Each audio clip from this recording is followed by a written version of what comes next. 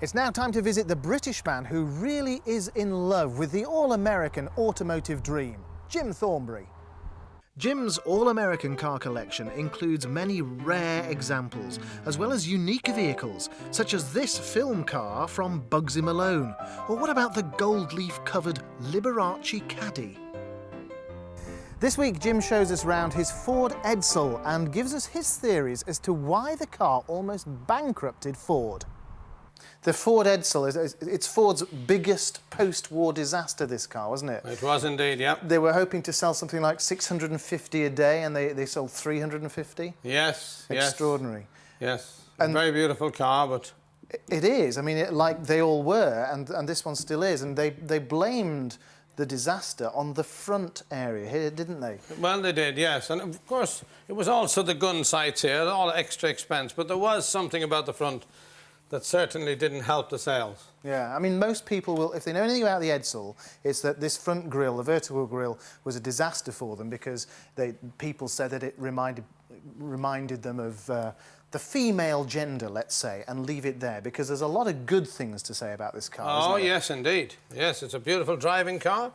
As you can see, bucket seats, very, very comfortable car. Look at the size of this, the back end of this. It's quite extraordinary. Yes, but again, you see you've got power steering and it's easy to park. And beautiful lighting system on the back. You know, this back end reminds me of a ski boat where you sort of... That's right. Put your knees on the back like to the get Riva. into The Riva, right. Yes. Yeah. Possibly built on the same lines as the Riva American speedboat. Today, there is not many of them about, and it makes it a pretty unique car. And doesn't it give us something to talk about? Right. Doesn't it make something of the car at the end of the day? It does. And the other interesting thing to say is that Ford never, ever made another vertical grille on their cars again. No.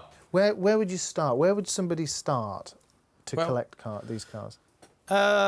Today, first of all, I must say that it would be very expensive for them to bring them over from the States, because the cars in the States at the moment are fetching an awful lot of money. A lot of money. In fact, you'd buy cheaper here in the UK.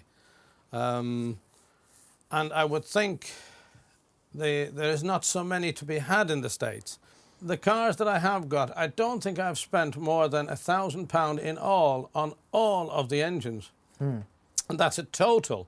Having said that, I've got the Lincoln in there at the moment on the lift, as you've possibly seen, and we're replacing a piston. And to get a 9th hour oversized piston hasn't been a problem. Getting a bit of piston slap. And that's the only little problem that has occurred in all the times I've been driving that Lincoln and all the big 1930s. Well, they say that beauty is in the eye of the beholder, and at the end of the day, it's fair to say the Edsel wasn't a bad car, it just failed to find a distinctive niche in the market. That, plus the overuse of existing Ford and Mercury parts, doomed the car to failure. Oh, and that front grille, awful.